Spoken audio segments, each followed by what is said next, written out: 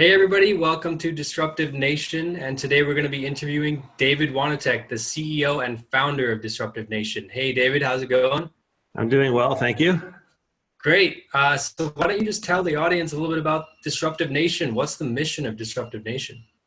So I've been working with emerging companies for many years, and I've come to realize that it's very difficult for even the most promising, dynamic companies to attract the attention they deserve from the investment community. I've also realized there's a lot of investors that are looking for opportunities within the world of investing in private companies.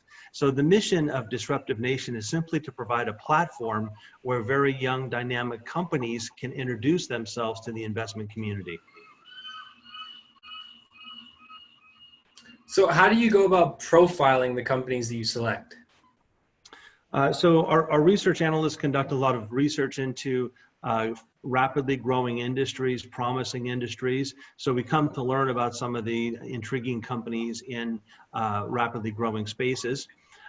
We also receive referrals from our friends and colleagues in the venture capital community, private equity community, among the angel investors. And we also receive referrals from our friends in the corporate legal space, accountants, technology transfer people, and so on. We also have a nomination form on our website at Disruptive Nation. So anyone can go to disruptivenation.net, fill out the brief nomination form, and we'll definitely consider that nomination. We don't pursue every nomination, but those are some of the ways we find interesting candidates to profile. Yes, and interesting is a good way to put it. I mean, we've seen a lot of innovative companies on Disruptive Nation. We've got Perfect Day, who's making dairy-free ice cream with a patented fermentation process. We've got Ghost Pacer, the company that makes virtual reality goggles that creates a hologram for you to run against and race against. What other companies would you say are some of the most innovative that we've profiled so far? Yes, we've profiled quite a diverse array of companies. We've profiled companies that are involved in grasshopper farming. Profiled recently a company that makes robots that do housekeeping chores in hotels. Wow.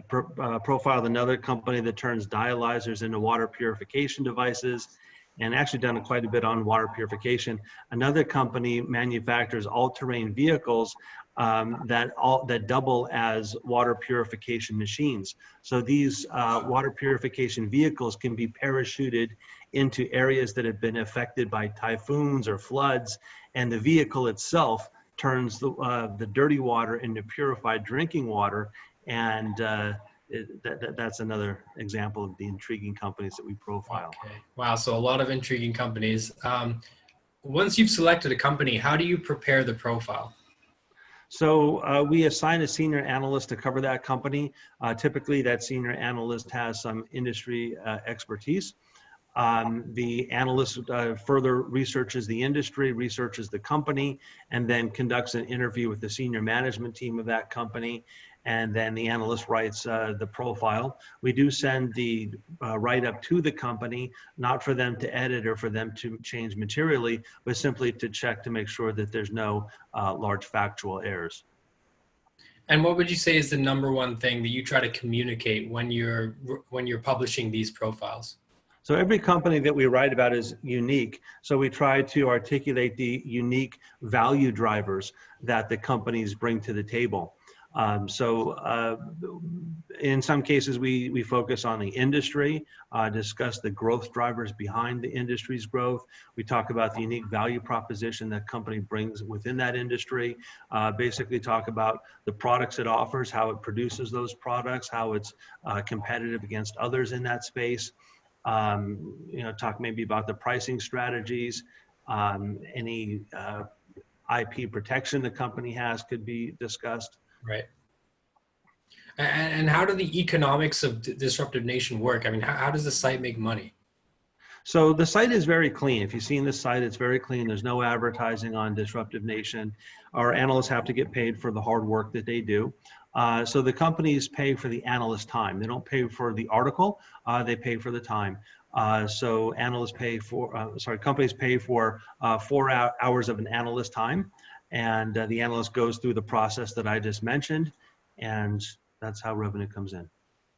Okay, so pretty simple.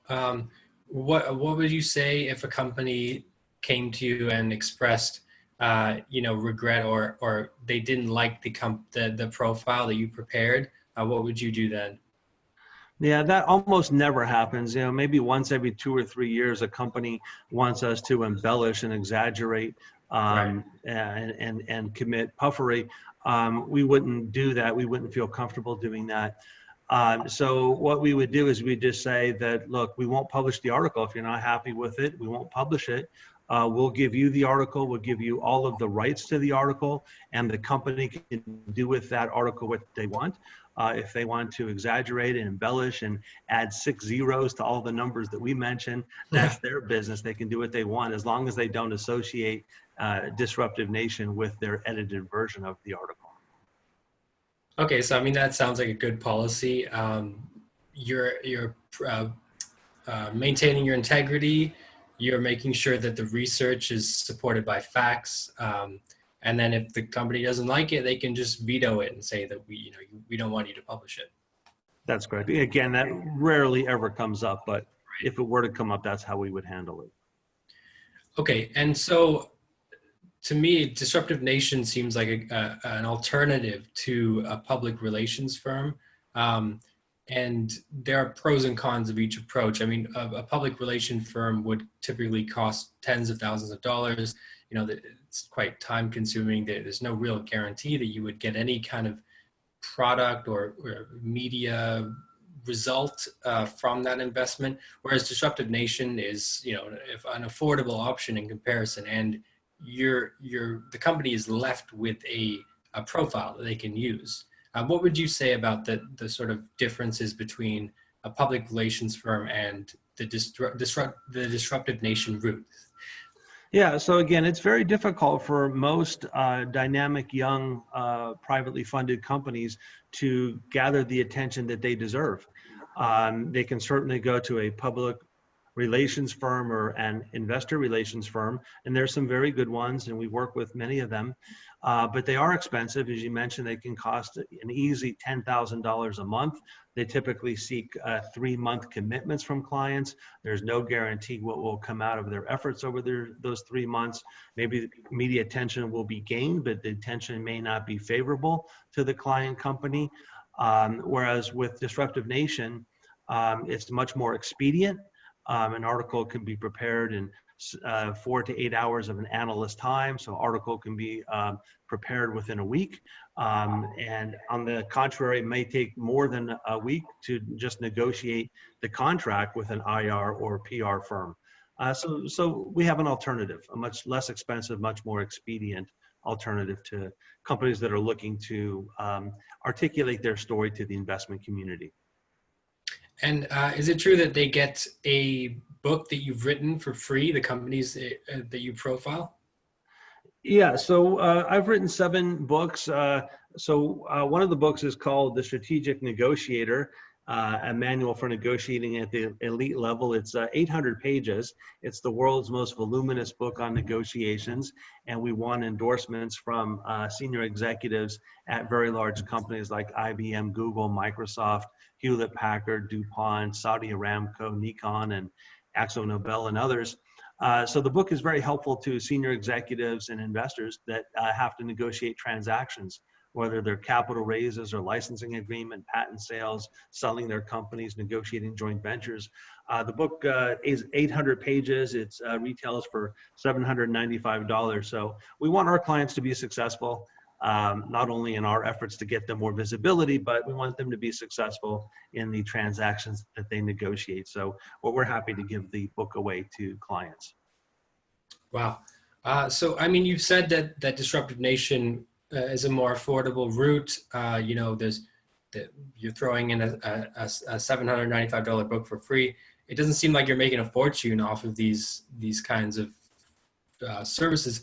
Are there any other kinds of services that Disruptive Nation offers? Well, we're open to offers for anyone who wants to acquire us. I'll put that out there. But I think first we should look at the client's perspective.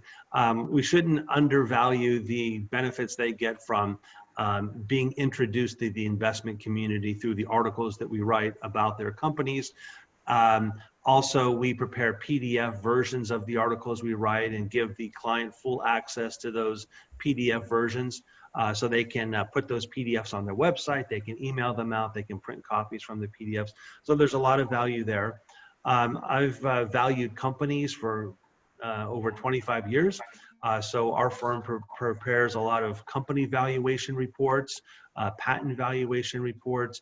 We develop business plans for companies, business model validations, financial forecasts, financial modeling. So we can help clients prepare a lot of the documentation they need to facilitate transactions. I should mention, though, that there's no obligation. After we write a profile on the company doesn't have any obligation to us to do anything else if they don't wish to. And we don't have any obligation to perform other services for any clients as well. Right. So after the profile is done, they can just leave it at that, or they can take it to the next step. Correct. So, you know, you mentioned you're quite experienced with intellectual property valuations and all kinds of other things. I know you're also quite experienced in investment banking. Why don't you tell the audience a little bit about how that applies to Disruptive Nation?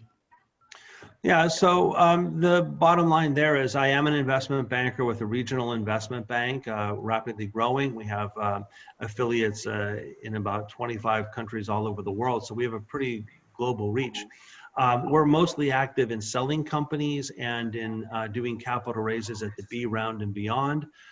So again, no commitments on either side, but for companies that we profile that are looking for an exit or looking to raise additional capital, we can certainly have that conversation. And if there's a mutual good fit, then we can talk about an engagement. I also am active in monetizing patents. So we sell patents, enforce patents, work with companies to enforce patents, and sell patents, license patents. So yeah, there's quite a few conversations we can have after we get to know the companies and the management teams. Well, I think that sums everything up. Thank you, David, for joining us, and thank you for tuning in.